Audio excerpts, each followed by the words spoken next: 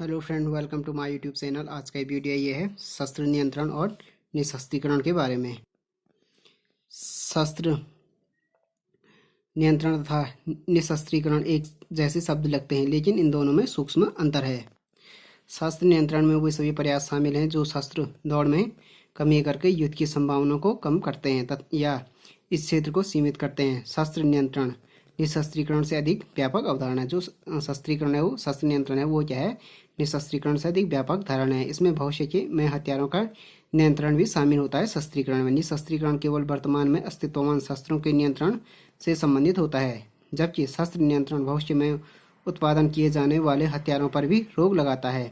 आज शस्त्र नियंत्रण का प्रयोग भावी परमाणु शस्त्रों के उत्पादन किए जाने वाले हथियारों पर भी रोक लगाता है। आज शस्त्र नियंत्रण का प्रयोग भावी परमाणु शस्त्रों के उत्पादन के रोकने के लिए अधिक किया जाता है। शस्त्र नियंत्रण में ये होता है कि जो भावी और जो भविष्य में और जो वर्तमान में दोनों को शस्त्रों के नियंत्रण को शामिल किया जाए, जबकि निशस्त्रीकरण में केवल वर्तमान में जो अस्तित्ववान जो शस्त्र हैं उनके नियंत्रण से संबंधित हुए हैं, जबकि शस्त्र नियंत्रण वर्तमान और भविष्य में दोनों में। अब हो गया शस्त्र नियंत्रण।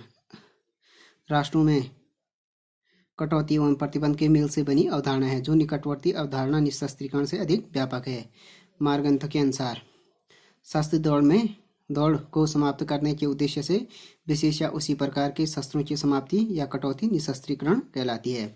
इस प्रकार जो निशस्त्रीकरण है वो युद्ध सामग्री तथा सैनिकों की संख्या में कटौती का पक्षधर है, जबकि शस्त्र नियंत्रण में वो सभी उपाय शामिल हैं जो शस्त्रों के प्रयोग को सीमित या नियमित करते हैं। निशस्त्रीकरण इस विश्व में वर्तमान में अस्तित्ववान जो शस्त्र हैं शस्त्रों को समाप्त करने या नष्ट करने के सरोकार रखता है। यह शस्त्र नियंत्रण से कम व्यापक है। शस्त्र नियंत्रण में भविष्य में उत्पादित शस्त्रों को सीमित या प्रतिबंधित करता है। अब हो गया निशस्त्रीकरण के प्रकार। निशस्त्रीकरण के निम्नलिखित प्रकार हैं। फर्स्ट हो गया सीमित एवं स्थानीय निशस्त्रीकरण, सामान्य एवं स्थानीय निशस्त्रीकरण। सामान्य निशस्त्रीकरण से मतलब है जिसमें सब संबंधित राष्ट्र भाग लें। इसका उदाहरण है हमें सन 1922 की नौसैनिक शस्त्रीकरण की परिसीमा की वाशिंगटन संधि से मिलता है, जिस पर सारी प्रमुख नौसैनिक शक्तियों ने हस्ताक्षर किए। सन 1932 में विश्व निशस्त्रीकरण सम्मेलन में, जिसमें लगभग राष्ट्र समुदाय के सब सदस्यों का प्रतिनिधित्व हुआ। तो सामान्य निशस्त्रीकरण हो गया जिसमें संबंधित राष्ट्र भाग लें। स्थानीय निशस्त्रीकरण से अभिप्राय है जिसमें सीमित संख्या में राष्ट्र शामिल हों, जैसे 1871 का अमेरिका व कनाडा के बीच रस बोगार्ड समझौता इस प्रकार का एक उदाहरण है। तो स्थानीय और सामान्य निशस्त्रीकरण। दूसरा हो गया मात्रात्मक एवं गुणात्मक निशस्त्रीकरण। मात्रात्मक निशस्त्रीकरण का उद्देश्य अधिक या सब प्रकार के शस्त्रीकरण में संपूर्ण कटौती है। सन 1932 में केवल निशस्त्रीकरण सम्मेलन में उपस्थित अधिकतर राष्ट्रों का यही ध्येय था। मात्रात्मक। गुणात्मक हो गया केवल निशस्त्रीकरण केवल विशेष प्रकार के शस्त्रों में कटौती या इनका उन्मूलन है, जैसे 1932 में विश्व निशस्त्रीकरण सम्मेलन में ब्रिटेन ने आक्रमणकारी शस्त्रों को अवैध कराने का यत्न किया था। तीसरा हो गया अनिवार्य एवं ऐच्छिक निशस्त्रीकरण। अनिवार्य निशस्त्रीकरण युद्ध के उपरांत विजयी राष्ट्रों पर लागू किया जाता है। प्रथम और द्वितीय विश्व युद्ध के बाद जर्मनी पर ऐसा ही निशस्त्रीकरण लागू किया गया था, अनिवार्य वाला। दूसरा हो गया ऐच्छिक। यदि राष्ट्र स्वेच्छा से अंतर्राष्ट्रीय संधियों द्वारा निशस्त्रीकरण स्वीकार करते हैं तो उसे ऐच्छिक निशस्त्रीकरण कहते हैं, जैसे 1968 को अणुप्रसार निरोध संधि। तो ये हो गया निशस्त्रीकरण के प्रकार। फर्स्ट हो गया सामान्य एवं स्थानीय निशस्त्रीकरण। दूसरा हो गया मात्रात्मक एवं गुणात्मक निशस्त्रीकरण। तीसरा हो गया अनिवार्य एवं ऐच्छिक निशस्त्रीकरण। उसके बाद हो गया निशस्त्रीकरण की आवश्यकता। निशस्त्रीकरण की आवश्यकता क्यों हुई? फर्स्ट हो गया शस्त्रीकरण से क्या होता है, युद्ध की संभावना होती है। निशस्त्रीकरण का आधुनिक दर्शन इस संकल्पना को लेकर चलता है कि आदमी लड़ते हैं क्योंकि उसके पास हथियार हैं। इस धारणा से यह निष्कर्ष निकलता है कि यदि आदमी सब प्रकार का हथियार छोड़ दें तो क्या होगा कि तो सब प्रकार का लड़ना असंभव हो जाएगा।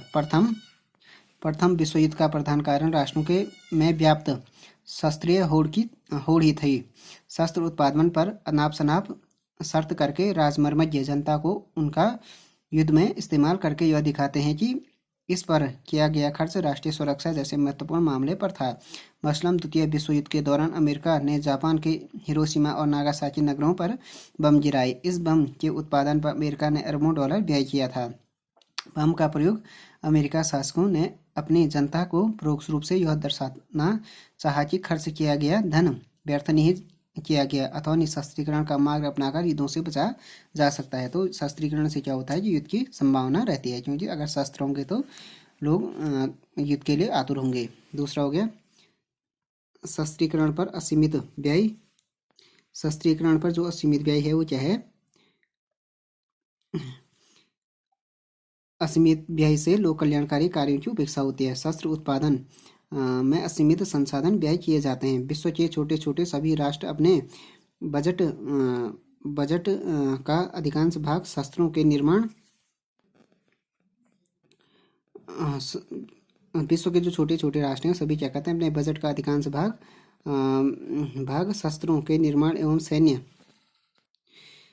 सैन्य सामग्री जुटाने में खर्च करते हैं। यह आश्चर्य की बात है कि महाशक्तियां हैं उनके द्वारा क्या होता है अरबों डॉलर खर्च करके ऐसे बमों और मिसाइलों का निर्माण किया जाता है जिनकी भविष्य में प्रयोग किए जाने की संभावना प्रतीत नहीं होती है। यह विपुल धनराशि जो राष्ट्रों द्वारा विनाशकारी शस्त्रों के निर्माण पर व्यय की जाती है, यदि विश्व के अविकसित और पिछड़े देशों का विकास पर व्यय किया जाए तो समूचे विश्व का रूप बदल सकता है। तो शस्त्रीकरण पर क्या होता है जो असीमित व्यय होता है उससे क्या होता है कि लोक कल्याणकारी कार्य होते हैं उनकी अपेक्षा होती है।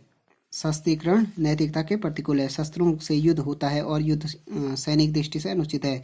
जो लोग युद्ध के नैतिक अनौचित्य में विश्वास रखते हैं उनका कहना है कि हथियार रखने का अर्थ है युद्ध की मूक स्वीकृति हर प्रकार से युद्ध को बल देती है। शस्त्रीकरण को नैतिकता के प्रतिकूल मानने वालों में धर्मगुरु, सामाजिक कार्यकर्ता और प्रबुद्ध लेखक हैं। इन नैतिकतावादियों का तर्क है कि किसी भी अच्छे उद्देश्य की प्राप्ति के साधन भी उतने श्रेष्ठ होने चाहिए। मसलन यदि कोई राष्ट्र शत्रु से राष्ट्रीय सुरक्षा करने हेतु शस्त्रों का उत्पादन करता है तो यह नैतिकता के खिलाफ होगा, क्योंकि यह शस्त्रीकरण अंतोतगत्वा युद्ध को जन्म देता है। युद्ध रूपी अनुचित साधन के किसी भी अच्छे उद्देश्य की प्राप्ति नैतिक रूप से न्यायोचित नहीं ठहराई जा सकती है। तो शस्त्रीकरण क्या है? नैतिकता के प्रतिकूल है। 5 हो गए, इसलिए निशस्त्रीकरण की आवश्यकता है। 5 हो गया शस्त्रीकरण से अन्य देशों में हस्तक्षेप होता है। शस्त्रीकरण दूसरे देशों द्वारा हस्तक्षेप करने का भी मार्ग प्रशस्त करता है। विश्व के छोटे राष्ट्र बड़े राष्ट्रों से शस्त्र तथा हथियारों की टेक्नोलॉजी का आयात करते हैं। आमतौर पर यह देखा जाता है जो बड़े राष्ट्र होते हैं शस्त्र निर्यात और शस्त्र सहायता को राजनीतिक दबाव के साधन के रूप में प्रयुक्त करते हैं ताकि प्रत्यक्ष रूप से प्राप्तकर्ता देश दाता देशों के चुंगल में फंसे रहे। यही निशस्त्र सहायता एवं शस्त्र निर्यात के नाम पर बड़ी शक्तियां छोटे देशों की अर्थव्यवस्था में घुसपैठ करती है। तो शस्त्रीकरण से अन्य देशों में क्या होता है? हस्तक्षेप होता है। शस्त्रीकरण से आर्थिक विकास का मार्ग अवरुद्ध होता है। शस्त्रीकरण पर राष्ट्रीय आय का बहुत बड़ा हिस्सा खर्च होता है। खर्च होने से विशेषकर तीसरी दुनिया के जो विकासशील देश हैं आर्थिक विकास का मार्ग क्या होता है? अवरुद्ध होता है। जैसा कि हम सभी जानते हैं कि अफ्रीका, एशिया और लैटिन अमेरिका के महाद्वीप के राष्ट्र द्वितीय विश्व युद्ध के बाद औपनिवेशिक दासता के पंजे से मुक्त हुए हैं। औपनिवेशिक शासन के दौरान उनकी अर्थव्यवस्था को तहस नहस कर दिया गया था। औपनिवेशिक शक्तियों ने उनका असीमित आर्थिक शोषण किया। स्वतंत्र राष्ट्र के रूप में उदय होने के कारण अब तीसरी दुनिया को अपनी एक मजबूत अर्थव्यवस्था का निर्माण करना है जो स्वतंत्र आर्थिक विकास के माध्यम से ही संभव है। जब इन गरीब राष्ट्रों द्वारा शस्त्रीकरण पर असीमित व्यय किया जाता है तो स्वाभाविक है कि आर्थिक विकास की उपेक्षा होती है। तो ये भी हो गया शस्त्रीकरण की आवश्यकता, निशस्त्रीकरण की आवश्यकता अब होगी निशस्त्रीकरण के विपक्ष में तर्क। निशस्त्रीकरण से युद्ध के अधिक होने की प्रवृत्ति। क्विंसी राइट के अभिमत में निशस्त्रीकरण से संभवतः युद्ध अधिक होने की प्रवृत्ति पैदा होती है। युद्ध होने की संभावना उस समय अधिक रहती है जब सब राज्यों के पास हथियार कम हो।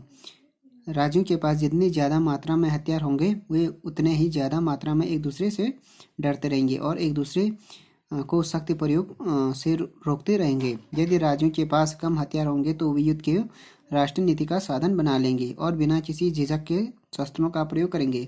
परमाणु युग के नूतन हथियार युद्ध का सहारा लेने की अनिच्छा पैदा करते हैं और निशस्त्रीकरण को पहले से कहीं अधिक संभव बना लेते हैं। तो निशस्त्रीकरण के विपक्ष में ये तर्क हो गया कि निशस्त्रीकरण से क्या होता है कि अधिक युद्ध की संभावना होती है। निशस्त्रीकरण से आर्थिक मंदी होती है। निशस्त्रीकरण से आर्थिक मंदी पैदा होगी, जिससे क्या क्या होगा, समृद्धि का मार्ग अवरुद्ध होगा। आज लाखों करोड़ों मजदूर और तकनीकी विशेषज्ञ शस्त्र निर्माण, शोध एवं सैनिक साज सामान के निर्माण में लगे हुए हैं। यदि निशस्त्रीकरण लागू किया जाता है तो करोड़ों लोग बेकार हो जाएंगे, हजारों कारखाने बंद हो जाएंगे और कई देशों की अर्थव्यवस्था डगमगा जाएगी। निशस्त्रीकरण से क्या होगा, वैज्ञानिक एवं तकनीकी प्रगति का अवरुद्ध होना होगा।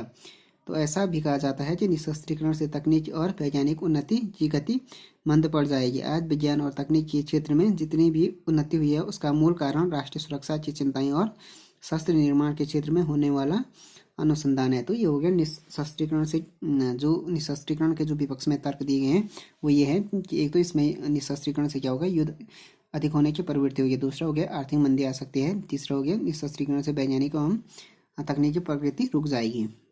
और अंत में हो गया निशस्त्रीकरण के मार्ग में आने वाली बाधाएं और कठिनाइयां। प्राथमिकता का प्रश्न, निशस्त्रीकरण पहले किया जाए अथवा राज्यों के आपसी विवादों के पहले सुलझाया जाए। निशस्त्रीकरण हो जाए तो कई राजनीतिक विवाद स्वयं सुलझ जाएंगे और राजनीतिक विवाद सुलझ जाए तो निशस्त्रीकरण सुगम हो जाएगा। हमारी मूल समस्या यह है कि दोनों में से किस तर्क को ज्यादा वजनी माने। हमारी धारणा यह है कि शस्त्रों के होड़ से तनाव, शंका और युद्ध का सूत्रपात होगी अथवा निशस्त्रीकरण को प्राथमिकता देनी होगी। तो निशस्त्रीकरण में आने वाली जो बाधाएं हैं, कठिनाइयां, प्राथमिकता का प्रश्न। दूसरा हो गया अनुवाद की समस्या। निशस्त्रीकरण से अप्रायी शस्त्रीकरण पर सीमा या नियंत्रण लगाना अथवा इनमें कटौती करना। निशस्त्रीकरण की मूल समस्या सभी देशों के शस्त्रों का आनुपातिक रूप से कम करना। निशस्त्रीकरण के उपरांत यह नहीं होना चाहिए कि शक्तिशाली देश तो कमजोर बन जाए तथा कमजोर देश अधिक शक्तिशाली बन जाए। अथवा निशस्त्रीकरण में संतुलित अथवा अनुपातिक शक्ति को स्थिर रखना पड़ेगा। राज्य इस बात के लिए विशेष सतर्क रहते हैं कि आनुपातिक शक्ति में निशस्त्रीकरण के बाद कोई परिवर्तन हो। इतना ही नहीं, प्रत्येक राज्य निशस्त्रीकरण के द्वारा अपनी शक्ति पर तो कोई आंच नहीं आने देना चाहता है। यदि दूसरे राज्यों की शक्ति को क्षीण करना चाहता है अथवा निशस्त्रीकरण के प्रस्ताव प्रायः एकपक्षीय होते हैं। तीसरा हो गया राष्ट्रीय हित।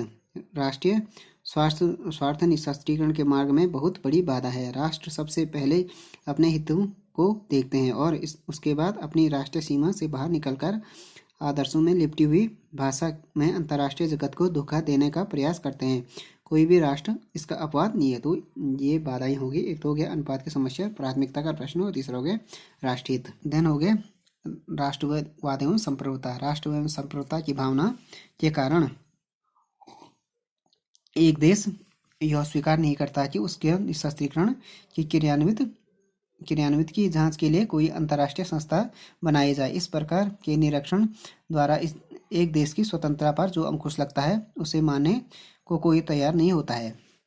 देन हो गया आर्थिक कारण। यूएस और ब्रिटेन आदि पूंजीवादी देशों में शस्त्रास्त्र निर्माण करने वाली कंपनियों के मालिक व हिस्सेदारी राजनीति में सक्रिय रूप से भाग लेते हैं अथवा निशस्त्रीकरण कार्यक्रम को सफल नहीं होने देते। जो लॉबी होती है, जो कंपनियों की जो शस्त्र बनाते हैं, वेपन बनाते हैं, उनकी वो इसको निशस्त्रीकरण को सफल नहीं होने दे, क्योंकि निशस्त्रीकरण हो जाने से उनका रोजगार ठप हो जाएगा और कारखाने बंद हो जाएंगे। निशस्त्रीकरण हो जाने से यदि शस्त्र उद्योग बंद हो गए तो पूंजीवादी देशों में बेकारी बढ़ेगी और लोगों की क्रय शक्ति नष्ट हो जाएगी। निशस्त्रीकरण के कारण होने वाली आर्थिक कटौती से आर्थिक संकट आ जाएगा। तो फ्रेंड्स, ये वीडियो क्या शस्त्र नियंत्रण और निशस्त्रीकरण के बारे में ये video. Thanks for watching this video. If you like this video please subscribe my channel and like, share and comment on this video.